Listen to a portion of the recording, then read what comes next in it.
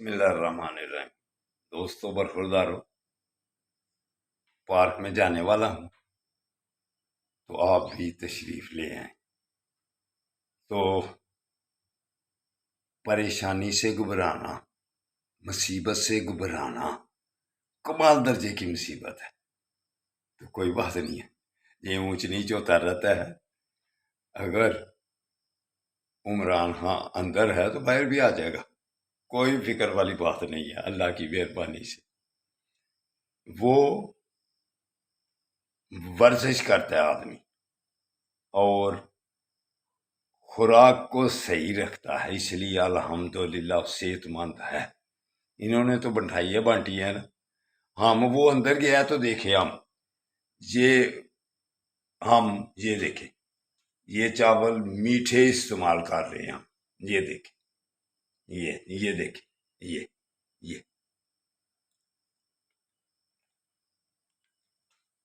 ये मीठे चावल है। और इसमें आकर अल्हम्दुलिल्लाह जब वर्जिश पूरी कर लूंगा, इसमें आकर अल्हम्दुलिल्लाह अपनी जितनी वर्जिश पूरी की होती है, इसमें पूरी खुराक फ्रूट और बादाम इसमें ग्राइंड करके अल्हम्दुलिल्लाह, इनमें गाजरों का जूस, इनमें मुख्तलिफ चीजों का जूस, ये बरखुरदारो, ये आर्जी चीजें हैं। मुश्किल चीज कौन सी है जिसकी आपने हिफाजत करनी है? ये ग्राइंडर है, ये ग्राइंडर है। असल ग्राइंडर कौन से हैं? ये इनको आपने सही रखना है। अगर ये ग्राइंडर आपने सही कर लिया, ये सारे ग्राइंडर, ये जो मशीनरी है, ये आरजी है। ये ग्राइंडर कब्र के साथ भी जाना है, तो इसकी पहले हिफाजत करनी है। तो फिर आप ऊंच नीच भी आ जाए तो मठियाइयाँ तकसीम करने की बजाय मेहनत करो, और अच्छे नताइज के लिए मेहनत करो, ताकि आपकी संदूकड़ियों में से कुछ निकले। वगरना संदूकड़ियाँ जब खाली निकलेंगी तो फिर परेशान होगे हैं। उसके लिए भी मेहनत करो, सेहत के लिए भी मेहनत करो। जैसे आपने कारोबार के लिए मेहनतें की हुई हैं, सेहत के लिए भी मेहनत करो, ताकि प्लेटलेस और कप शप ये सब के ठीक रहे। हमारी दुआ है कि अल्लाह पाक हमारी फौज को भी, हमारे सियासतदानों को भी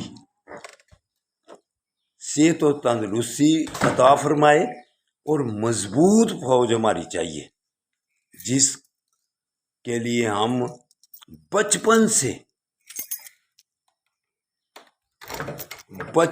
अल्लाह की मेहरबानी से दुआ गो भी हैं, और उनके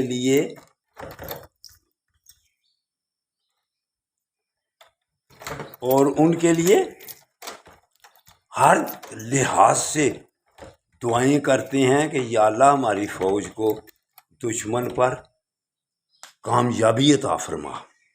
लेकिन आसिफ मनीर साहब का एक बयान कुछ दिन पहले पढ़ा। उन्होंने कहा, जो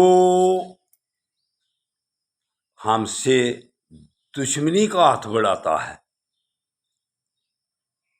हम उसका हाथ काट देते हैं, और जो दोस्ती का हाथ बढ़ाता है, हम उसका हाथ थाम लेते हैं।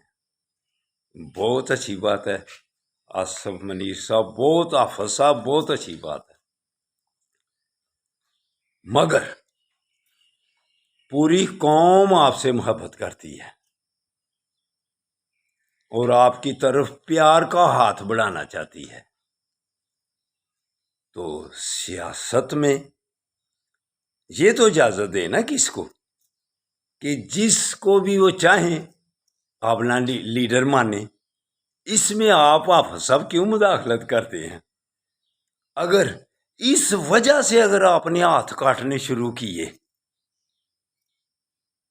تو پھر پوری قوم کے آپ کو ہاتھ کاٹنے پڑیں گے. تو پھر کاٹ کے تو قوم کو کیا بنائیں گے؟ پھر ایک ہاتھ کی اگر کسی کا بازو ہی کٹ گیا تو پھر وہ فوج میں کیسے جائیں گے؟ دوسرے آفیسر کیسے بنیں گے؟ عدالتوں کا نظام کیسے چلے گا؟ مسجدوں کا نظام کیسے چلے گا؟ کاروبار کیسے چلیں گے اگر پوری قوم کے آپ نے ہاتھ ہی کاٹ دیے؟ تو یہ ناممکن بات ہے. اس میں آپ کی مہربانی ان کے ذہنوں پر قابض نہ ہو. ان کو جیسے وہ سوچتے ہیں ان کو سوچنے دو، ان کو کرنے دو. بنگلہ دیش میں بھی دیکھو کیسے آرمی والوں نے ادھر عوام ان کے ساتھ تھی کوئی؟ تو کیا ملک دو لخت ہو گیا. عوام کو ساتھ رکھنا چاہیے. پھر ہماری فوج اللہ کی مہربانی سے دنیا کی نمبر 1 فوج ہے. اگر عوام ہی پیچھے ہٹ جائیں، عوام کے آپ ہی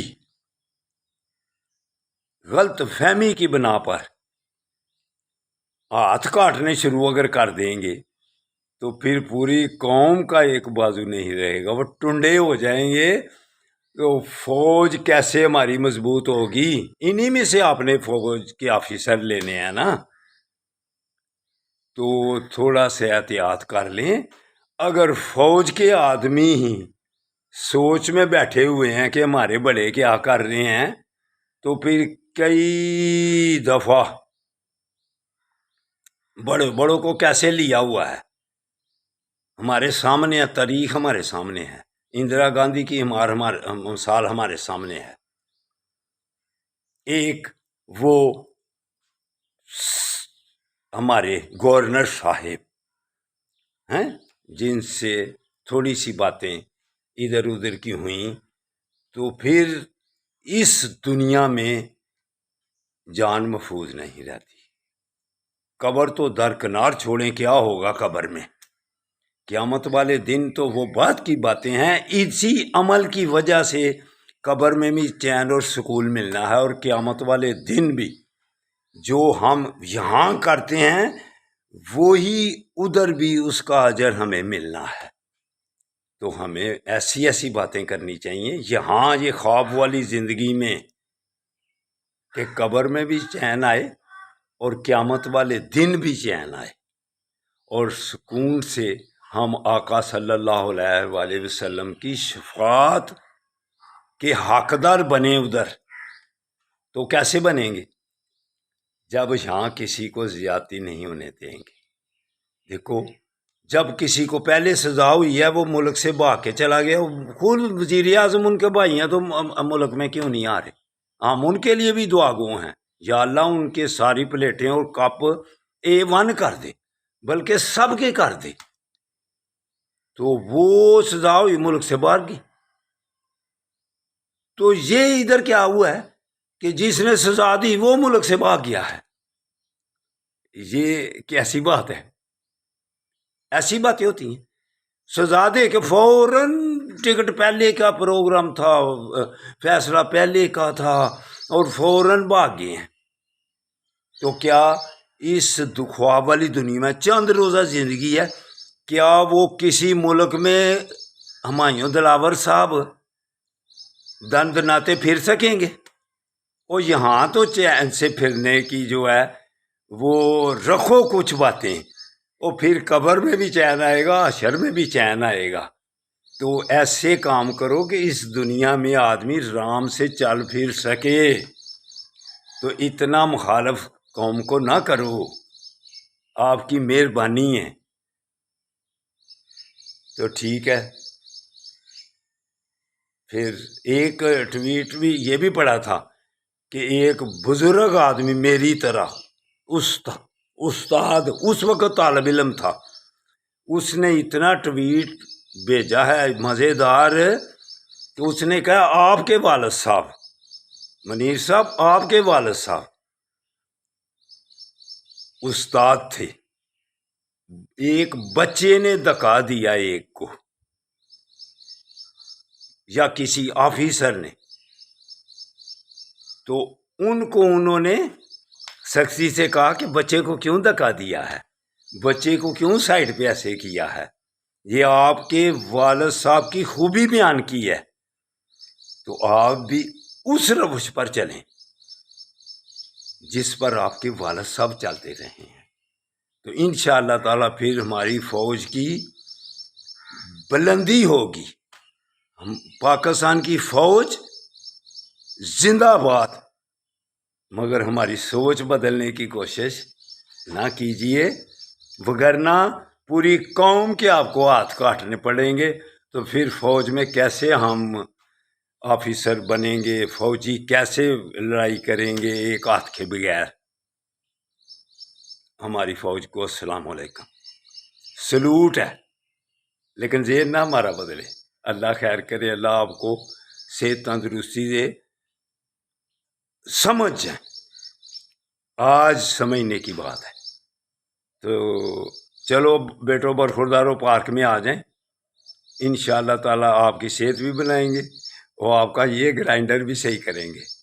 آپ کو جوس نکالنے والے گرائنڈر پر تلائی ہے نا، لیکن اصل برخوردارو اس گرائنڈر کو صحیح کرو گے اور پورے جسم کو صحیح کرو گے، پھر یہی گرائنڈر آپ کے پورے جسم کو A1 کرے گا۔ اللہ حافظ۔